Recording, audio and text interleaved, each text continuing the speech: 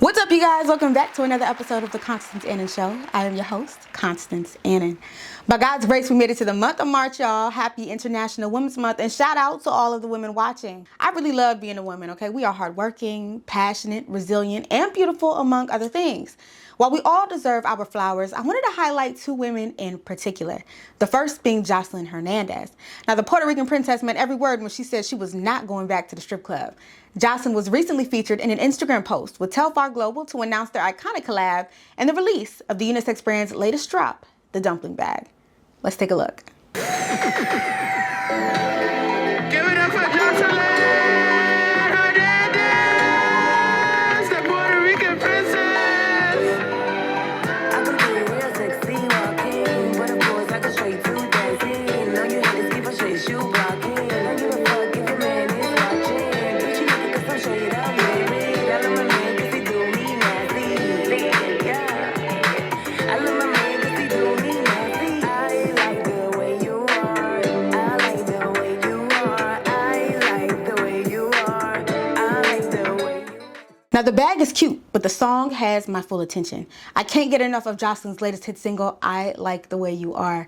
The former love and hip-hop star has set many goals publicly and has tackled them right before our eyes. From creating her own cabaret and making music to now collaborating with one of the hottest Black-owned brands. Her journey is also a testament to the success one can achieve from believing in themselves and having the right team. Now, Joseline is not the only woman stepping on necks this month. Grammy award-winning artist Doechii has her heels deep in my neck as she struts the Paris streets for Fashion Week. Although she has been dressed head to toe in high-end designer, I think the everyday girl could learn a few styling tips from Doechii's Paris Fashion Week looks. Welcome to and thank you, the segment where I highlight iconic red carpet looks, must-try fashion and beauty trends, along with tips to help you maintain your sexy as we head into our 30s. Tip number 1, change your hair to complement your outfit. Notice how Doechii has a different hairstyle for each outfit. This minor detail can really help to elevate your overall look. This does not mean that you need to go broke getting your hair done daily. It's simply a reminder to try experimenting with your hair. If you have on a turtleneck, try an updo. If you're wearing something edgy, try an edgy hairstyle. Whether you wear wigs, have braids, or wear your natural hair, don't be afraid to switch up your hair to complement and complete your outfit. Tip number 2. Accessorize, and don't be afraid to take risks while doing it. Doechii is seen here wearing a tie as a belt. Now, ties have been very on trend lately, but that doesn't mean that you have to wear them like everyone else, okay? Try wearing your items unconventionally. The rest of her looks this week featured statement earrings, rings, bracelets, a fur stole, glasses, and a nasty shoe. As you guys can see, accessories are an easy way to elevate an outfit. And tip number 3, you don't have to stick to one aesthetic.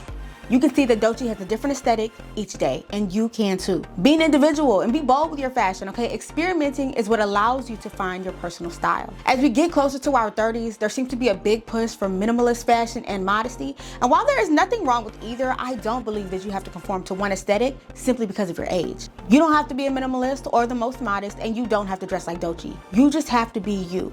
And I think Doechii does that well. Let me know which looks were your favorite, and let me know which styling tips you're excited to incorporate into your personal style. Now we're getting into a segment that I call, Bitch, Did You See That Tweet? Okay, it's pretty self-explanatory. I see things on my TL and I bring them to the show.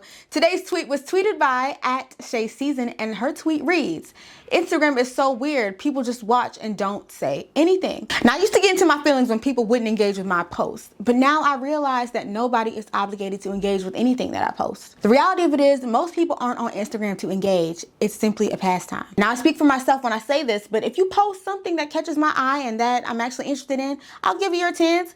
But so many people have created the narrative that there is some ill motive behind lack of engagement on social media, and that is not true. No, I'm not jealous of you. No, I'm not a monitoring spirit. I just don't care about what you post. Now, some might argue, well, if you don't care, unfollow me. And the same people using that response will be the same ones crying because you unfollow them. So honestly, just enjoy the +1 follower. But if my silent follow truly does bother you, by all means, proceed and block me and remove me as a follower, okay? I promise I won't care or even notice. There is also more to life than Instagram, all right? If we aren't close and you keep it cute when you see me in person, you are cool in my book. I'm really not tripping off how you engage with my posts. That being said, I do actually expect my close friends to engage with my posts. And if they don't, they get a little side eye. Okay? How do you guys feel about silent followers and lack of engagement? Leave a comment down below and let me know your thoughts. Now, I recently came across a clip from the Lolo Show on Instagram, and the hosts were having a conversation about women being in secret competition with their friends. Roll the clip. honestly. Why don't some girls tag their friends and they post? You a funny star ass NIGGA. Friends. Because In their stories? roster, they don't want their roster to go and get them. My ex-friend used to do that to me. She would never tag me in nothing. Okay. She wouldn't reshare no birthday posts, no nothing. And it's because it's envious. You feel like your friend could take your roster. They'll be the same guys. They'll be the same guys in our messages. Now, I had no idea that some women were so envious of their friend's beauty that they would go as far as to not tag their friend because they don't want to lose their roster. I love pretty women and I love having pretty friends, okay? You will never see me hating on a baddie. As a matter of fact, I demand that when we go out together, we take pictures because you look good and I look good and the world needs to see just how bad we are. And pro tip, if your roster is so thirsty that they are perusing through IG stories and posts to follow and DM everybody that they see, your friend's beauty is not the issue. Your roster is, okay? I've never dealt with this personally, so I asked my Instagram followers about their experience with jealous friends. And this is what one of my followers had to say. She kept sleeping with all of my men. Like, girl, do you want to be me or something? So then I asked my followers how they would handle jealousy in a friendship. Do you cut off a jealous friend or do you talk it out and try to resolve the issue? And the same follower replied saying, both. They need time to think about their actions, and after about a year or so, I'll forgive. Until this day, I'm a reminder hoe she was definitely jealous, possibly just envious, but all in all, it's all the same. Now, this is an interesting situation, okay? First of all, if we're friends and you sleep with one of my exes, like, okay, cool, you got him, I guess, like, whatever. But if this is a repeated offense, it's a bit concerning because you don't got other options. And what else of mine are you willing to take? Now, when it comes down to cutting off friends because of jealousy, I guess it depends on what our bond is, right? Like, if this is just a homegirl that I kick it with occasionally, that I can guarantee you will never be kicking it again. But if this is a friend that I love, I'm going hard in my prayer closet behind them because God was tea. Do I need to take them to church with me? Should I cut them off? Do we need to talk about this? How should I navigate this situation?